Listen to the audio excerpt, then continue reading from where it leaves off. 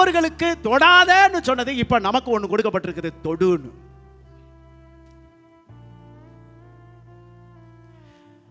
அவங்களுக்கு நிறைய ஆப்ஷன் சாப்பிட சொல்லி கொடுத்து, நமக்கு ஒரே ஆப்ஷன், எதையும் நீ புசிக்கக்கூடாது, நீ சாப்பிட்றது ஒன்றை மட்டும் தான் சாப்பிடும்,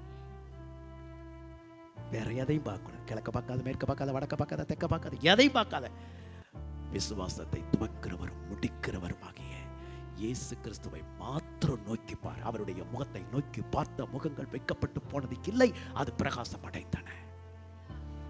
வேற எங்கேயும் நமக்கு ரட்சிப்பு இல்லை. பாருனாங்க இல்லையா, வேற எங்கிருந்தும் இல்லை, வேறெவரிடமும் இல்லை, உம்மையே நோக்கி பார்க்கிறே, வேறெங்கிருந்தும் இல்லை.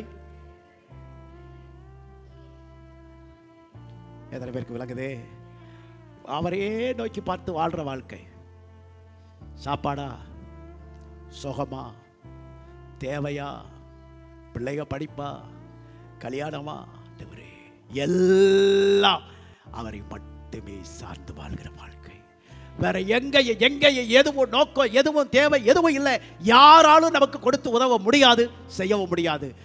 நம்மை உயர்த்துகிறவரும் தாழ்த்துகிறவரும் அவரே. அன்னாள் உணர்ந்து சொன்னால் இன்றைக்கு நாமும் உணர்ந்த வார்த்தையை அறிக்கையிட கடமைப்பட்டவர்களாக